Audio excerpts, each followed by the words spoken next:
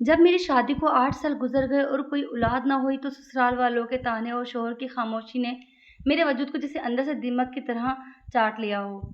Doctor और हकीमों के चक्कर काट-काट कर मेरे पाँव थक चुके थे और दिल मायूसी के अंधेरों में डूब चुका था, लेकिन मैंने हिम्मत नहीं हारी।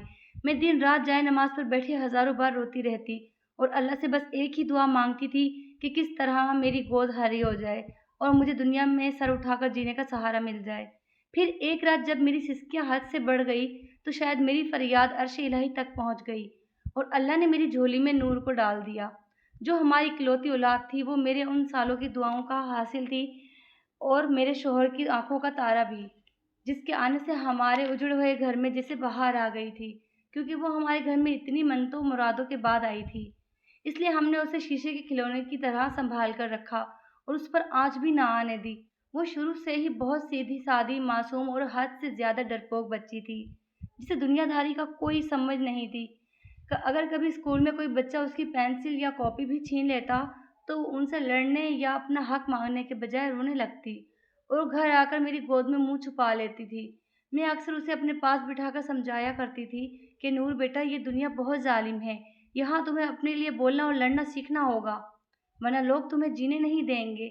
मेरी ये बात सुनकर वो अपनी बड़ी-बड़ी मासूम आँखें झपकाती और बहुत भोलेपन से कहती कि मम्मा, जब मेरे पास आप और बाबा हैं तो मुझे किसी से डरने की क्या ज़रूरत है?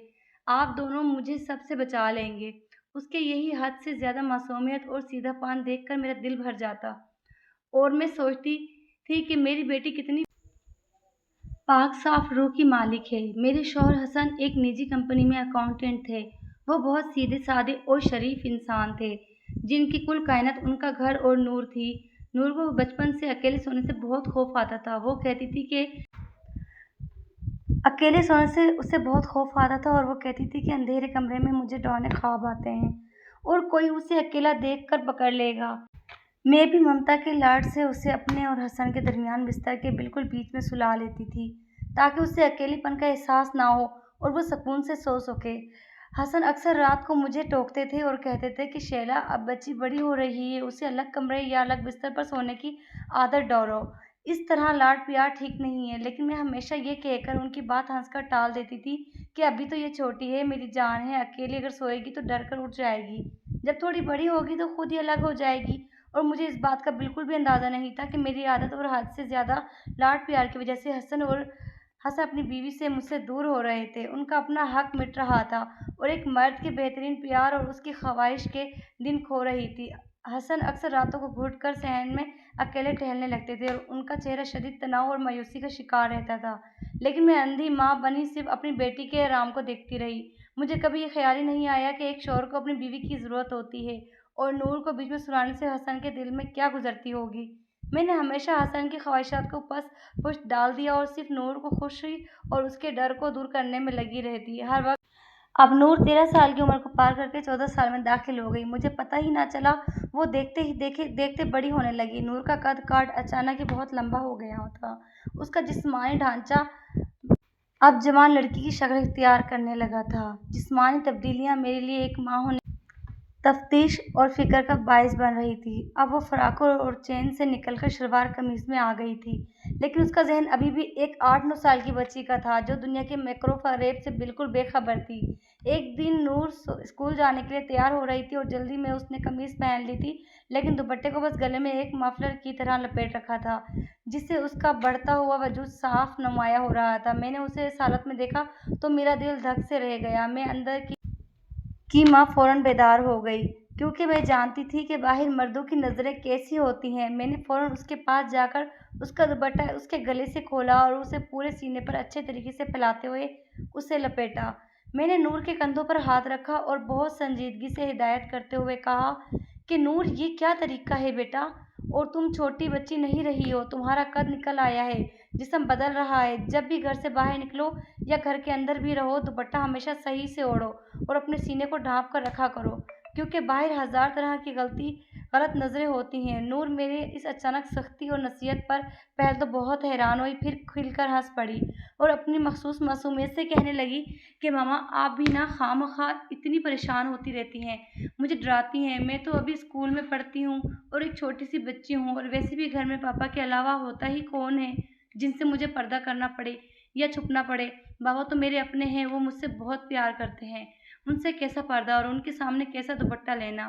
آپ تو مجھے ایسے ڈراتے ہیں جیسے میں اپنے گھر میں بھی محفوظ نہیں ہوں۔ میں نے اس کے گال پر ہلکے سے جھپٹ لگائی اور اسے کہا کہ بیٹا، باپ کا رشتہ بہت مقدس اور اونچا ہوتا ہے، اس میں کوئی شک نہیں، لیکن ایک لڑکی کو ہوش سنبھالتے ہی اپنی حیا کا دھیان خود رکھنا پڑتا ہے۔ نور نے میری بات سن کر مسکراتے ہوئے سر تو ہلا دیا، لیکن اس کی آنکھوں کی چمک صاف بتا رہی تھی کہ وہ میری اس نصیحت کو گہرائی اور مردوں کی نفسیات کو بالکل نہیں سمجھ پا رہی تھی۔ تو ابھی بھی اس معصوم اور پاکیزہ دنیا میں جی رہی تھی جہاں ہر انسان مخلص اور ہر رشتہ محفوظ ہوتا ہے۔ اسے یہ اندازہ بھی نہیں تھا کہ اس کی یہ معمولی سی لباس کی لاپرواہی کتنی بڑی مصیبت کو دعویٰ دے سکتی ہے۔ اور یہ ایک ایسی معصوم چڑیا تھی جسے میں نے دنیا کی ہر تیز آواز سے بچا کر اپنے پروں کے نیچے چھپا رکھا تھا۔ اس کی معصومیت اور ایسا تھا کہ مجھے ہر وقت یہی ڈر لگا رہتا تھا کہ یہ کوئی اسے دکھ نہ پہنچا دے۔ محلے کی عورتیں اکثر مجھے ٹوکتی کہ شیلا، لڑکی کو حد سے زیادہ لاڈلا بنا دیا ہے تم نے،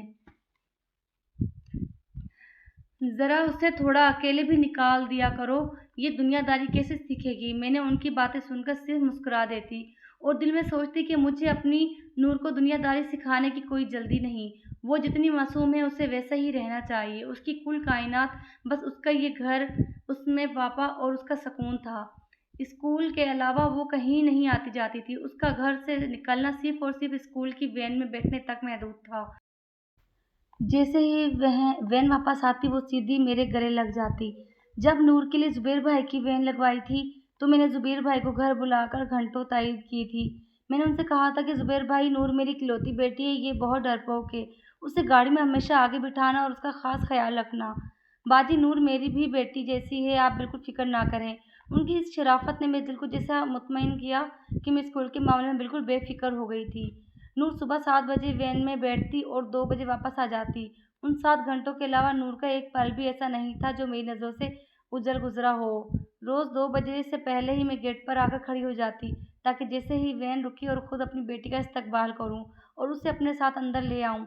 لیکن میرا یہ آہستہ آہستہ وقت بدلنے لگا۔ میں نے محسوس کیا کہ میری وہ چہکتی ہوئی، ہنستی بولتی نور کہیں کھوئی جا رہی ہے۔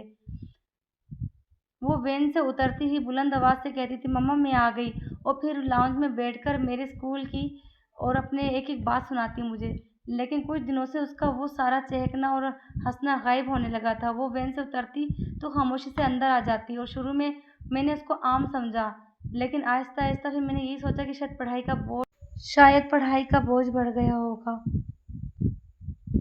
نور کا یوں خاموش رہنا مجھے لگتا تھا کہ اس کی پڑھائی کی ٹینشن کی وجہ سے ہے۔ حسن بھی کہتے کہ حسن، نور بہت پڑھنے لگی ہے، وہ اسکول سے آ کر بس کتابیں کھول کر بیٹھ جاتی ہے اور پہلے کی طرح فضول باتیں نہیں کرتی۔ ظاہر ہے یہی کہتے تھے کہ شیلا، یہ تو اچھی بات ہے، اب وہ بڑی ہو رہی ہے، اسے اپنے مستقبل کی فکر ہونی چاہیے، تم خواہ ہر بات سے ڈر جاتی ہو۔ مگر وقت گزرنے کے ساتھ ساتھ نور کی خاموشی گہری ہوتی جا رہی تھی۔ اب سارا دن گھر کے کسی اندھیرے کونے میں اپنے بستر پر دیوار کی طرف وہ منہ کر کے بیٹھی رہتی تھی۔ میں اس کے پاس جا کر بیٹھتی ہوں اور اس کے سر پر ہاتھ رکھ دیتی ہوں اور کہتی ہوں کہ نور بیٹا، کیا بات ہے، تم اتنی خاموش کیوں ہو؟ کیا پڑھائی بہت مشکل لگ رہی ہے؟ اگر کوئی سبجیکٹ سمجھ نہیں آ رہا تو مجھے بتاؤ، میں تمہارے پاپا سے کہہ کر تمہارے لیے اکیڈمی کا انتظام کرتی ہوں۔ تو تم اس طرح دل پر ٹینشن مت لو۔ اور میری بات سن کر وہ چونک جاتی جسے وہ کسی گہرے خواب سے جاگی ہو۔ بہت ہی دھیمی آواز میں کہتی کہ نہیں مما، کوئی بات نہیں، بس پڑھائی کا تھوڑا سا پریشر ہے، میں ٹھیک ہوں۔ مجھے لگتا تھا کہ وہ ایک ڈرپوک اور سیدھی سادی لڑکی ہے، اس لیے وہ بورڈ کے پیپرز کے خوف سے اتنا دباؤ میں آ گئی ہے۔ میں اس کے لیے بادام پیستی، اس کے لیے دودھ کا گلاس تیار کرتی، اسے زبردستی پلاتی کہ میری بیٹی پڑھ کر کمزور ہو رہی ہے۔ اس کے چہرے کا رنگ پیلا پڑتا جا رہا تھا، اس کی آنکھوں کے نیچے ہلکے سیاہ ہوتے جا رہے تھے، لیکن میں یہی سمجھتی رہی کہ راتوں کو دیر تک جاگ کر پڑھنے کی وجہ سے اس کی یہ حالت ہو رہی ہے۔ ایک دن میری بیٹی صبح اسکول جانے کے لیے تیار ہو رہی تھی تو روز کی طرح اس کے چہرے پر وہی اداسی اور بیزاری تھی جو پچھلے کچھ دنوں سے اس کا مقدر بن چکی تھی۔ آئینے کے سامنے کھڑی اپنا دوپٹہ سیٹ کر رہی تھی، لیکن اس کے ہاتھ کانپ رہے تھے، وہ بار بار گہری سانس لے رہی تھی۔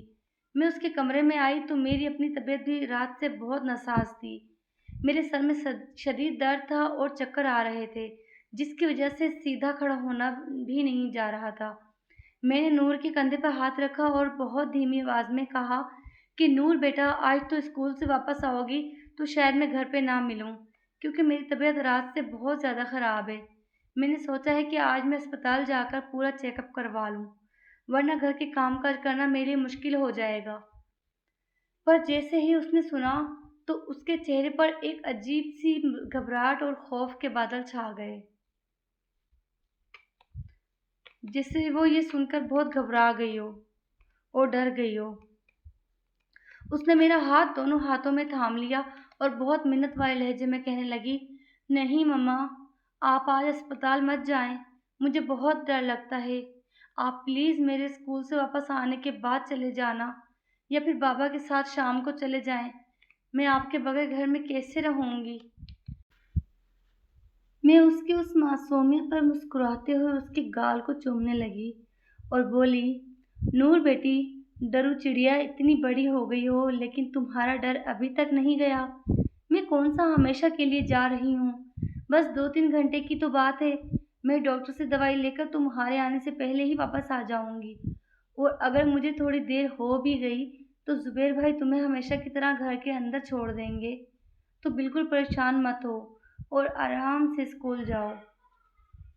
اتنے میں ہی باہر ہارن کی آواز سنائی دی، جس کی آواز سنتے ہی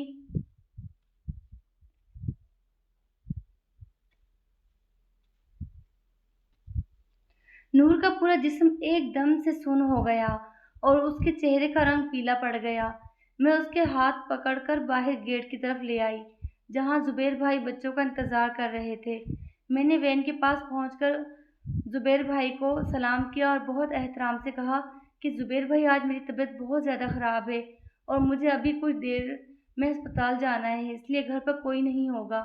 میری آپ سے بس اتنی سی گزارش ہے کہ جب دوپہر کو آپ نور کو چھوڑنے آئیں گے تو صرف گیٹ پر مت اتاریے گا، بلکہ اپنے سامنے گھر کے اندر کر دیجیے گا، کیونکہ یہ بہت ڈرپوک ہے اور اکیلے گھر میں داخل ہوتے ہوئے گھبرائے گی۔ میں کوشش کروں گی کہ میں اس کے آنے سے پہلے ہی پہنچ جاؤں، لیکن اگر مجھے دیر ہو گئی تو آپ اس کا خیال رکھیے گا۔ زبیر بھائی نے میری بات سن کر اپنی نظریں جھکا دی اور بہت ہی شرافت بھرے لہجے میں مسکراتے ہوئے کہنے لگے، جی بی بی جی، آپ بالکل بے فکر ہو کر اسپتال جائیے اور اپنی صحت کا خیال رکھیں۔ نور بیٹی تو میری اپنی سگی بیٹیوں کی طرح ہے۔ آپ نے مجھے کہہ دیا ہے تو بس یہ میری ذمہ داری ہے۔ میں اسے خود اپنی گاڑی سے اتار کر گھر کے تالے کے اندر چھوڑ کر جاؤں گا۔ اب اتنی سی بات کی ٹینشن لے کر اپنی طبیعت مزید خراب مت کریں۔ اللہ آپ کو صحت کاملہ عطا فرمائے۔ بہرحال میں آگے بڑھ گئی اور میں اندر آ کر اسپتال جانے کی تیاری کرنے لگی۔ گھر کو تالا لگا کر میں اسپتال پہنچی تو وہاں میری سوچ سے بھی زیادہ رش تھا۔ پرچیاں بنوانے سے لے کر ڈاکٹر کے کیبن کے باہر لائن میں کھڑے ہونے تک میرا آدھے سے زیادہ دن وہیں گزر گیا اور میری طبیعت درد کی وجہ سے مزید نڈھال ہوتی چلی گئی۔ ڈاکٹر نے معائنہ کرنے کے بعد کچھ ٹیسٹ لکھ کے دیے، جن کی رپورٹ آنے میں مزید 2 گھنٹے لگ گئے۔ پھر بھی مجھے پتہ ہی نہیں چلا کہ اتنی دیر ہو چکی ہے۔ جب میں شام کو باہر نکلی اور میں نے آسمان پر دیکھا شام کے سائے تو میں تو پریشان ہی ہو گئی۔ پورے 4 بجنے والے تھے۔ اسی حالت میں تیز تیز قدم اٹھاتی ہوئی میں روڈ پر آئی اور ایک رکشہ کروا کر گھر کی طرف روانہ ہوئی۔ میرے دل میں مسلسل ایک عجیب سا دھڑکا لگا ہوا تھا اور مجھے وہ الفاظ یاد آ رہے تھے کہ ماما، میرے آنے کے بعد ہسپتال جانا۔ رکشہ جسے ہماری گلی کے موڑ پر مڑا، میری نظریں سب سے پہلے اپنے گھر کے گیٹ پر گئی۔ اس کا تالا کھلا ہوا تھا، جس کا مطلب تھا کہ زبیر بھائی نور کو گھر چھوڑ کر جا چکے تھے، اور یہ دیکھ کر میرے چہرے پر تھوڑا اطمینان آیا۔ میں نے رکشے والے کو پیسے دیے اور بھاگتے ہوئے گیٹ کو پار کر کے جیسے ہی لاؤنج کے دروازہ کھولا تو اندر کا منظر دیکھ کر میرے پاؤں وہیں جم گئے اور میرے ہاتھ سے دوائیوں کا شاپر نیچے گر گیا۔ میری لاڈلی نور لاؤنج کے ایک اندھیرے کونے میں زمین پر بیٹھی ہوئی تھی۔ اس کا پورا جسم بری طرح سے کانپ رہا تھا اور وہ اپنے دونوں ہاتھوں سے اپنا چہرہ چھپائے بغیر کسی آواز کے ہی ہچکیاں لے کر بری طرح رو رہی تھی۔ میں اس کو اس حال میں دیکھ کر بری طرح گھبرا گئی۔ میرے ہاتھ پاؤں برف کی طرح ٹھنڈے ہو گئے۔ بھاگتے ہوئے اس کے پاس فرش پر بیٹھی اور اس کو اپنے سینے سے لگانے کے لیے اپنا ہاتھ بڑھایا، لیکن جیسے ہی میرا ہاتھ اس کے کندھے کو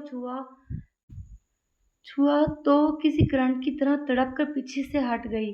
اس کی آنکھوں میں وحشت جیسا طوفان تھا جس نے مجھے اندر تک ہلا کر رکھ دیا۔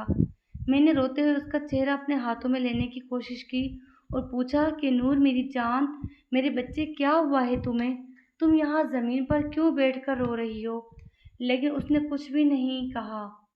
اس نے کچھ بھی کہنے کے بجائے اپنے گھٹنوں میں سر چھپا لیا اور اس کی ہچکیاں مزید تیز ہو گئی۔ وہ بس اپنا سر نفی میں ہلاتی رہی جس سے وہ بہت بڑے خوف کے حصار میں ہو اور اس کی زبان پر تالا لگ گیا ہو۔ میں اسے سنبھالنے کی پوری کوشش کر رہی تھی، اتنے میں باہر ہارن کی آواز آئی اور لانچ کا دروازہ کھول کر حسن اندر داخل ہوئے۔ ان کا چہرہ پسینے سے شرابور تھا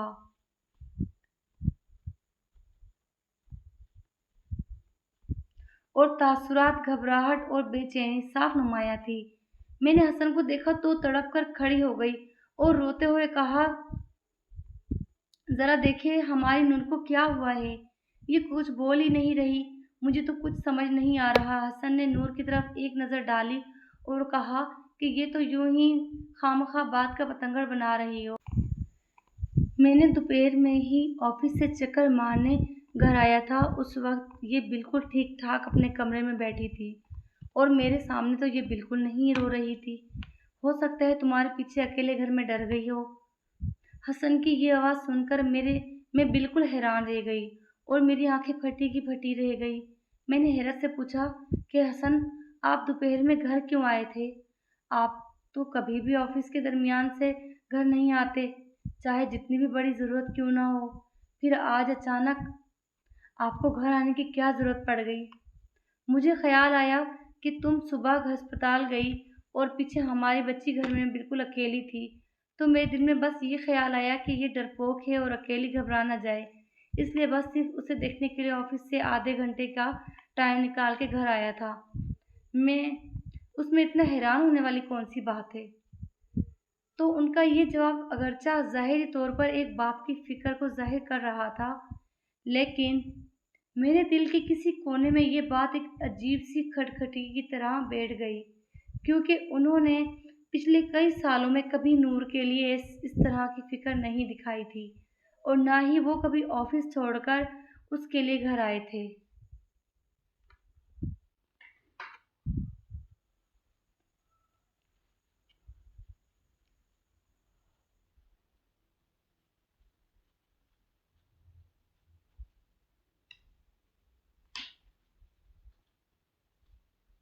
ان کا یہ بدلا ہوا رویہ میرے لاشعور میں شک کا پہلا بیج بو چکا، جسے میں چاہ کر بھی چھٹلا نہیں پا رہی تھی۔ رات بھر تو میں نے اسے اپنے ساتھ اپنے بستر پر لے آئی۔ میں نے اسے اپنے اور حسن کے خالی بستر کے بالکل بیچ میں سلا دیا اور اس کا ہاتھ اپنے ہاتھ میں تھام لیا۔ اس نے میرا ہاتھ پکڑتے ہی میرے وجود سے ایسے چمٹ گئی جیسے وہ کسی بھیڑیے کے خوف سے پناہ مانگ رہی ہو۔ نیند میں بھی بار بار بری طرح چونک اٹھی، اپنے ہاتھ پاؤں کو جھکا دیتی اور گہرے سانس لے کر پوری میرے وجود کے ساتھ مزید سمٹ جاتی۔ صبح کے قریب جب اندھیرا چھٹنے لگا اور پرندوں کی چہچہاہٹ شروع ہوئی تو نور کو ہلکا سا سکون آیا۔ اس کی آنکھ لگ گئی۔ میں نڈھال حالت میں بیڈ سے اٹھی۔ پھر میرا سر رات بھر جاگنے اور ہسپتال کی تھکن کی وجہ سے پھٹ رہا تھا، لیکن دل کی بے چینی جسمانی درد پر بھاری تھی۔ حسن حسب معمول صبح اٹھے، چہرہ اب بھی تناؤ کا شکار تھا۔ انہوں نے کچن میں چائے کا مگ لیا اور تیار ہونے لگے۔ ان کی خاموشی اور بیٹی کی اتنی بڑی حالت کے بعد بھی کسی قسم کی ہمدردی کا مظاہرہ نہ کرنا میرے شک کو مزید پختہ کر رہا تھا۔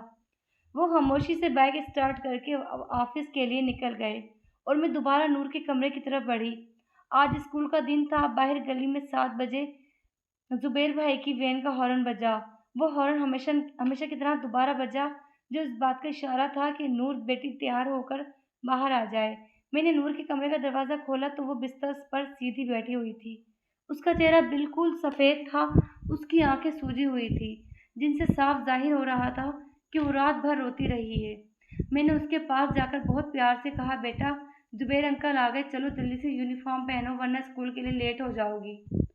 نور نے جیسے ہی یہ سنا تو تڑپ کر بولی، نہیں مما، میں آج سے اسکول نہیں جاؤں گی، میں کبھی اسکول نہیں جاؤں گی، پلیز مجھے مت بھیجیں۔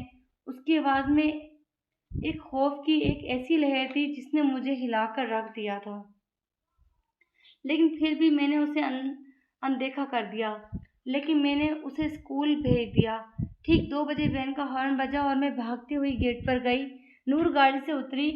اس نے آج میری نصیحت کے مطابق پورے سینے پر دوپٹہ پھیلا رکھا تھا، لیکن اس کا چہرہ روئی سے بھی زیادہ زرد تھا اور اس کی چال میں ایک عجیب سی توانائی تھی، اور جیسے اس کے جسم میں جان ہی نہ ہو، اور میری طرف دیکھے بغیر خاموشی سے اندر آئی اور لاؤنج کے صوفے پر بیٹھ گئی۔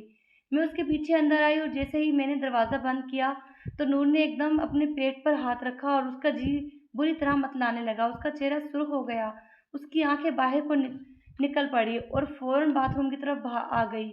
میں بھی گھبرا کر اس کے پیچھے بھاگی، واش روم میں چھپ کر شدید قسم کی الٹیاں کرنے لگی۔ الٹیوں کی شدت اتنی زیادہ تھی کہ اس کے پورے جسم سے پسینہ چھوٹ رہا تھا اور وہ نڈھال ہو کر باتھ روم کے ٹھنڈے فرش پر بیٹھ گئی۔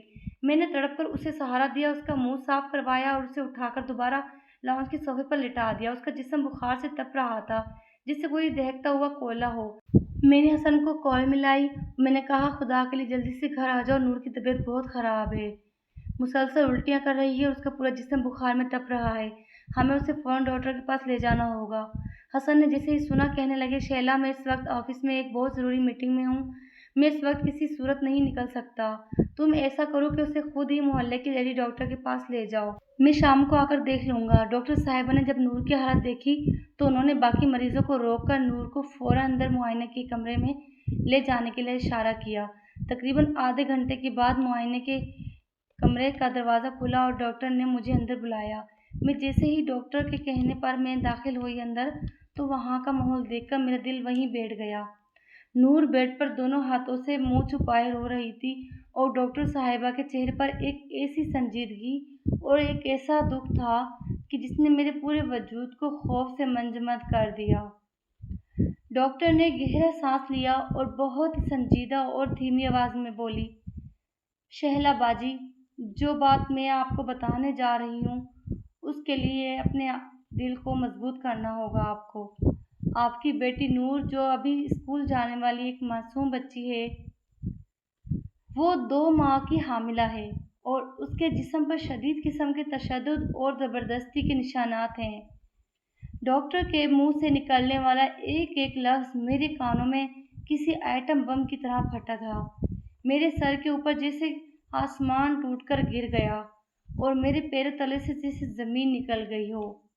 ڈاکٹر نے کہا، اکثر ایسے معاملات میں کوئی بہت ہی قریبی انسانی ملوث ہوتا ہے کہ جس پر آپ بھروسہ کرتے ہو اور وہی آپ کا بھروسہ توڑتا ہے، جس پر بچی بھروسہ کرتی ہو، جس کے خوف کی وجہ سے وہ خاموش رہتی ہے۔ نور نے روتے ہوئے آخر کار سچ اگلا، ماما، وہ زبیر انکل ہیں، وین والے زبیر انکل۔ اس نے بتایا کہ وہ 2 ماہ پہلے اسکول کی چھٹی کے بعد باقی سب بچوں کے گھر پہلے آ گئے تھے اور وہ گاڑی میں اکیلی رہ گئی تھی۔ زبیر انکل نے گاڑی سنسان سڑک پر ایک ویران پلاٹ کے پاس روکی اور سارے شیشے بند کر دیے۔ انہوں نے اس کے ساتھ زبردستی کی اور دھمکی دے کر، اگر اس نے گھر بتایا تو میں تمہارے بابا کو جان سے مار ڈالوں گا، اور کل جب آپ ہسپتال گئی ہوئی تھی تو انہوں نے گھر کے اندر چھوڑنے کے بہانے لاؤنج میں آ کر دوبارہ وہی کیا۔ تو پھر پولیس نے فوراً کارروائی کرتے ہوئے اسی وقت اس وحشی وین ڈرائیور زبیر کو اس کے گھر سے گرفتار کر لیا، اور یہ سارے احکامے کے بعد جب ہم رات گئے گھر واپس آئے تو حسن نے میرا ہاتھ تھام کر کہا، شیلا، تم ایک ماں ہو، لیکن آج کے بعد ہمیں ایک بہت بڑا سبق سیکھنا ہوگا۔ ہمیں نور کو کھلونے کی طرح تو پالا ہے، پر اس کے لیے دنیا کا سامنا کرنا آج کل کے دور میں بچیوں کو ہوشیار اور اپنے دفاع کے لیے مضبوط رہنے کی ضرورت ہوتی ہے۔ انہیں اچھے اور برے اور ماں باپ کو سکھانا ہوتا ہے کہ کیا اچھا ہے اور کیا برا ہے، اور سب سے بڑھ کر انہیں یہ یقین دلانا ہوتا ہے کہ کوئی چاہے جتنی بھی آپ کو دھمکی دے دے لیکن کوئی آپ کا کچھ نہیں بگاڑ سکتا۔ یہ یقین دلانا ہے کہ دنیا چاہے جتنی بڑی دھمکی دے پر ماں باپ ان کی سب سے بڑی ڈھال ہے۔ ہم نے مل کر نور کو اس کی زندگی کی طرف واپس لائے اور ایک مضبوط، باہمت اور بیدار لڑکی بنایا جو اب کسی بھیڑیے کے سامنے ڈرنے کے بجائے ان کی آنکھوں میں آنکھیں ڈال کر اپنا دفاع کرنا جانتی ہو۔ اللہ پاک ہماری تمام بیٹیوں کی عزت اور حفاظت فرمائے۔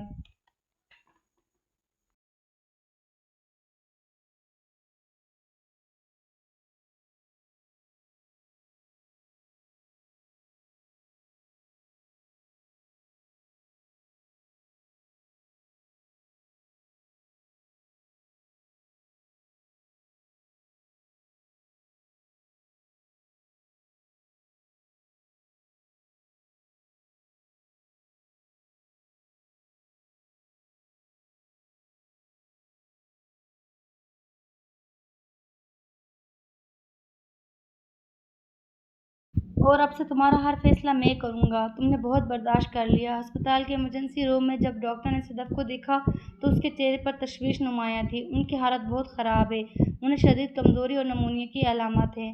آپ نے انہیں ہسپتال لانے میں اتنی دیر کیوں کی؟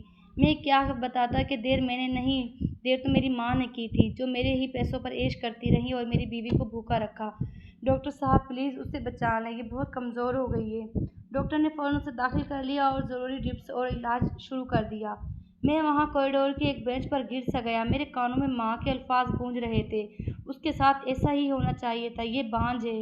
یا اللہ، میں نے کیا گناہ ایسا کیا تھا کہ جس کی سزا میری معصوم بیوی کو مل رہی تھی؟ میں نے فوراً ہی فون نکالا اور اپنے ایک دوست کو کال کی جو پراپرٹی کا کام کرتا تھا۔ یار مجھے آج رات ایک چھوٹا سا کمرہ کرائے پر چاہیے، کچھ بھی ہو بس صاف ستھرا ہو۔ وہ حیران ہوا، تنویر تم کب آئے اتنی رات کو؟ سب خیریت عافیت ہے؟ میں نے کہا ہاں سب خیریت عافیت ہے، سب تم انتظام کرو، بس میں صبح پیسے دے دوں گا نا۔ تو اسے دیکھتا رہا، اس کے پاس بیٹھا رہا۔ ان 2 سالوں میں اس کے چہرے کی ساری رونق کہاں چلی گئی تھی؟ جب وہ جاگتی تو مجھے دیکھ کر ڈر جاتی۔ امی جی ناراض ہوں گی۔ میں مسکرا کر اس کا ہاتھ چومتا۔ اب کوئی ناراض نہیں ہوگا، اب صرف تم اور میں۔ تیسرے دن ڈاکٹروں نے اسے ڈسچارج کر دیا۔ میں اسے رکشے پر بٹھا کر اس کے لیے نئے کرائے کے مکان میں لے آیا جس کا انتظام میرے دوست نے کیا تھا۔ ایک چھوٹا سا 2 کمروں کا مکان، بالکل خالی، ایک چٹائی تک نہیں تھی۔ صدف نے خالی گھر کو دیکھا اور پھر مجھے دیکھا۔ تنویر، میں اسے سہارا دے کر اندر تک لے آیا۔ وہ بولی میں نہیں چاہتی تھی کہ میری وجہ سے آپ کا اپنی ماں سے رشتہ خراب ہو۔ صدف، میں نے اس کے کندھوں پر ہاتھ رکھا۔ امی جو کر رہی ہیں وہ ان کا عمل ہے، میں اپنا عمل خراب نہیں کروں گا۔ میں نے اسی مہینے اس کے اکاؤنٹ میں ماں کے لیے خرچ بھی بھیج دیا۔ صدف حیران رہ گئی، اتنا سب کچھ ہونے کے بعد بھی؟ ہاں، میں نے کہا کیونکہ وہ میری ماں ہے، یہ میرا فرض ہے، لیکن تمہارا سکون بھی میرا فرض ہے، میں دونوں کو ساتھ لے کر چلوں گا۔ کچھ ماہ گزرے، میری بہن کی شادی کی تاریخ آ گئی۔ ایک دن اس نے مجھے چھپ کر فون کیا اور وہ رو رہی تھی، بھائی امی نے میری شادی طے کر دی ہے، وہ مجھے کہہ رہی ہیں کہ آپ اس شادی پر نہیں آئیں گے۔ میں نے کہا تم بس تیاری کرو، میں آؤں گا اور تمہارا سارا جہیز بھی میں ہی دوں گا۔ وہ روتے ہوئے بولی، بھائی آپ نے امی کے بھیجے ہوئے پیسوں سے سب بنا لیا ہے، امی نے آپ کے وہی پیسے جو صدف کے تھے۔ میں نے کہا خیر کچھ نہیں ہوتا، تمہارا بھی مجھ پر حق ہے، میں وہ پیسے نہیں لوں گا، میں اپنی نئی کمائی سے تمہاری شادی کروں گا۔ امی کو کہہ دینا تنویر اپنی بہن کو خالی ہاتھ رخصت نہیں کرے گا۔ میں نے دن رات محنت کی، صدف سے بھی کہا صدف میری بہن کی شادی ہے، مجھے اس کے لیے تحفے لینے ہیں۔ صدف نے مسکرا کر اپنا وہ چھوٹا سا سونے کا لاکٹ جو اس کے گلے میں تھا اس نے مجھے اتار کر دینے لگی۔ میں نے کہا نہیں صدف، اب سے تمہاری چیزیں تمہاری ہی رہیں گی، میں کما رہا ہوں نا۔ میں نے اپنی بہن کی شادی پر سارا خرچ خود کیا۔